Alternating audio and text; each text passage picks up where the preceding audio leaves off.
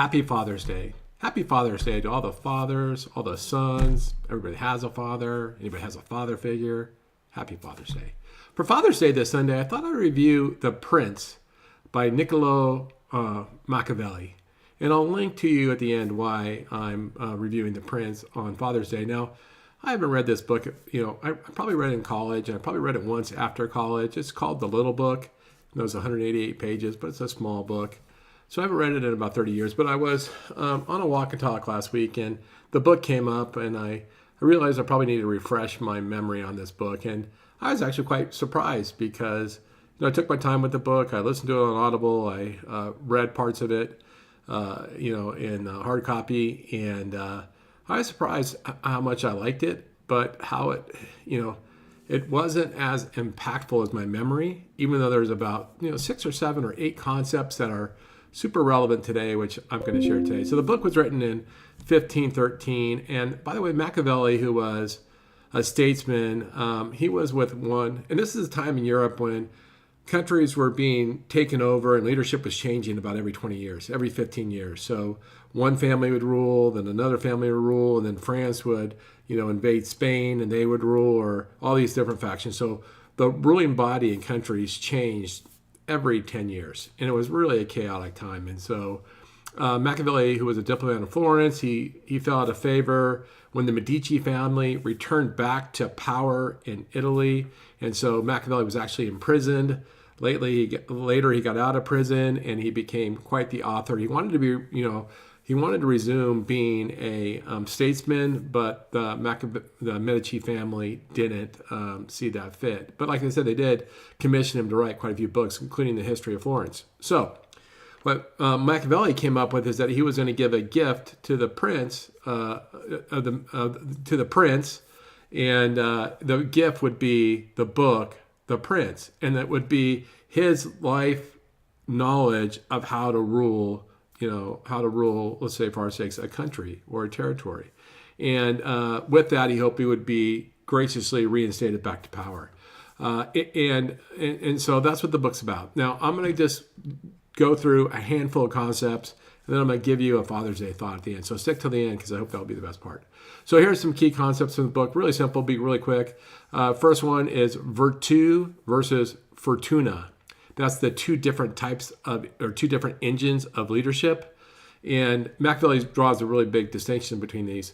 Virtù, it relates to a leader's strength, skill, strategic will, where fortuna speaks to unpredictable forces of chance. Now, virtù is not moral virtue, but rather decisive action, cunning, and resilience, where fortuna is fate, luck, and circumstances, some stuff outside your control. And so what Machiavelli says is a wise leader doesn't trust fortune. He prepares, adapts, and shapes it. He's very much in the camp of virtù. The takeaway for today is, for us today, is success comes to those who act boldly in the face of uncertainty rather than relying on hope or favorable conditions. Makes kind of sense, right? The second concept is it's better to be feared than loved, but never hated. This is probably Machiavelli's most quoted concept in the book. It's better to be feared than loved, but never hated. And by the way, some people thought that Machiavelli was this huge masochist, this huge terrorist dude, because he had all these things that are very hardcore, like it's better to punish people than to love them kind of things. But I don't think he was, and history has actually kind of reviewed him favorably. He was just trying to state the realities of the time, right? And so the reality of the time is probably true now too. In this, love is voluntary and fragile. Fear is involuntary and reliable. Really interesting, right? A ruler should aim to be both loved and feared. And if forced to choose, fear provides more control. However, cruelty must be calculated because if you're so cruel that people hate you, hatred leads to rebellions. That's where it goes back to where it's better to be feared than loved, but never be hated, because a hated ruler doesn't stay in power for long. Takeaways. Takeaway for us for current times be a leader must manage their public perception, appearing fair and competent while maintaining firm control behind the scenes. So that's how we get our takeaway. This is an interesting thing, and it's certainly true today. Appearance trumps reality in leadership. So according to Machiavelli, people judge by what they see, not what's true. And so most people are easily deceived. They don't look beneath the surface. Leaders must master symbolism, image, and reputational management. Being perceived as virtuous matters more than actually being virtuous. And so how we apply that today is in a media-driven world, managing optics and messaging is just as critical as making good decisions. What people perceive is more important. And it's certainly true. Think of social media. The next concept, new leaders must be bold and decisive. And he talks quite a bit about new leaders versus old leaders and the advantages of each one. And then he has advice to, if you're a new leader, you have a leader that's been a leader that comes, like, say, from a hierarchy, the leader that, the prince that takes over the kingdom from his father, the king, has a lot easier road than somebody that comes to power newly. And so if you come to power newly, and by the way, and that is the difference between hereditary rulers and new princes. And so a new prince, what he says, has to be very assertive. A new ruler must act quickly to consolidate power. Ruthless action early on can prevent instability later. Over time, that ruthless action has to shift from fear to favor by delivering results. But start with fear, then deliver the goods, which then delivers results, which gets to favor. And so how we can apply this to our world is early decisions set the tone. Leaders entering new roles must act decisively and with confidence, even at the risk of discomfort. And that's really true, isn't it? The next concept, we only have a couple more, is avoid relying on others, mercenaries, allies, or public will. And he talks about this quite a bit. And he talks about this when we're going to talk about security and defense later, but he talks about, look, you need to have a great amount of security. You need to have a great amount of defense. And where should you get it from? And back then, people would hire mercenaries, or they'd use allies, like France would ask Spain to provide troops, or they would just try to get public will, like get volunteers in their army. And so a consistent warning throughout the Prince is relying on external forces is dangerous. Mercenary armies are disloyal. Foreign allies may serve their own interest. Even the good of the people is fickle unless carefully maintained. And so how that's going to apply to us today is build your own infrastructure, team, and strategic capacity. Don't depend on others to hold your power for you. Really interesting, isn't it? All right, next one is good laws require good arms. And this is what I was talking about. Power must be protected. Machiavelli was absolutely adamant that a strong army, or its equivalent in today's term, right, which could be, in our terms, which could be internal capability, underpins all else. You can't have order without security. Even good governance is meaningless if it's vulnerable to others and to threats, right? So the takeaway for us today is leaders must always maintain a foundation of strength, whether it's physical, economic, digital, or reputational. You cannot rely on other people to deliver those things for you. You must have it. You must have your own competent army to defend yourself. You can't rely on somebody else. You must have your own value proposition. You must have your own compelling purpose for your leadership or for your company or to exist. And then this is another one. He doesn't exactly, Machiavelli doesn't, this is my words, not his words. Machiavelli doesn't use this, but essentially says the ends justify the means. And when he says this in a very wicked way. Like a leader can do all sorts of evil if it preserves the kingdom. And so morality should never outweigh effectiveness. Leaders must be willing to lie, manipulate, or betray if it secures the state. History remembers winners, not purists. Isn't that a great quote? And so how we apply that today, leadership sometimes requires morally uncomfortable choices. What matters is preserving the organization, the mission, or the people, not preserving appearances. And maybe that applies. That's not my style, but maybe that's the style that works today. All right, we're wrapping this up. A couple more. Human nature is self-interested and fickle. This comes directly from chapter 17. And Machiavelli lays out a grim assessment of human behavior in this chapter. He says, look, men are ungrateful, fickle, liars, and deceivers. They shun danger and are greedy for gain. He essentially says men's characters are weak, right? And that people are, primarily motivated by self-interest, and their loyal is always conditional and easily swayed by fear, opportunity, or advantage. And so a wise leader doesn't rely on goodwill, but assumes betrayal is likely in the face of hardship. And you know what?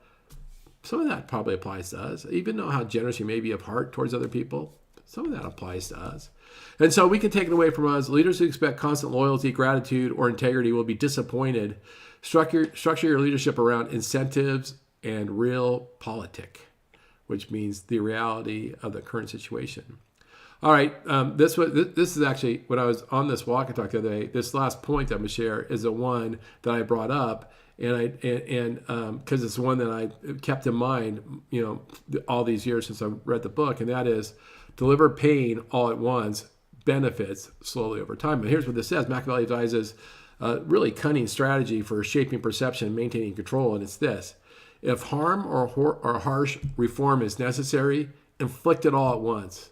This shortens the suffering and reduces ongoing resentment, right? Don't do it incrementally. If you got to make a change that's going to make people mad or uncomfortable or you're going to be hurtful, do it all at once, because when you do it all at once, it reduces the length of suffering, which gets it out of their mind. But if you incrementally do it, that reoccurring thing makes it a bigger pain than if you just would have done it all at once. And then on the opposite side, by contrast, if you're going to give somebody benefits, the reward should be spread over time so gratitude remains fresh and continuous. So if you're going to reward somebody with a pot of gold, don't hand them the whole pot of gold. Instead, give them one gold coin at a time, and they'll be more loyal to you. They'll be more grateful. And so this tactic, anticipating emotional responses to timing, is one of Machiavelli's most enduring psychological insights. So today, what we take away for today is leaders must consider not just what they do, but when and how they do it. I like that thought. I've carried that for decades now. So you know what? People. This book has still large popularity, though it was written in 1513. Machiavellian principles are used to help manage organizational change, navigating crisis communications, competing in high-stakes markets, negotiating power and partnerships, and building public-facing brands. You can kind of see the shadows or the influence of the prints in modern books like The 48 Laws of Power by Robert Greene, and even Leaders Eat Last by Simon Sinek. I mean, the tone is totally different, but some of the core philosophies or precepts are the same. And if I were going to apply this to mortgage or real estate in just a couple ways, how it might be relevant is, let's say, like when launching a branch or an office, using Machiavelli's principles, size early momentum and assert control. When facing volatile markets, act boldly while others hesitate. If you're managing a team, balance fear, respect, and motivation. And if you're building a brand, shape perception to command trust, right? And so, the Prince really wasn't about politics. It's about the psychology and influence and the anatomy of power. So really, really an interesting concept. Now, let's link this back to Father's Day, because how this really came up in our walk and talk, and I won't share my whole conversation walk talk, but it came up with, as a father, can you write, if you're going to write your children, a book of how to be a good person, the story of your life, your key learnings, the things that your core principles, and if you're going to write that down for your children, what would it look like? And so I want to encourage everybody to do that. And today it's easier than ever because you can use a co-author like ChatGPT or Gemini or any of the AI tools, and you get to say, hey, I want to write all these things I just outlined, and write them to my children, and have that AI tool like ChatGPT interview you for it, and then have them write it, and then you can revise it. Simple as that. But what a wonderful gift to give to your kids. So with that, if you get a chance, check me out on socials. I'm usually more industry specific. I actually enjoyed this book. It was a good break from some of the hardcore technical books that we've been talking about lately. I hope you're having a great Father's Day. I look forward to talking to you again soon. Thanks so much.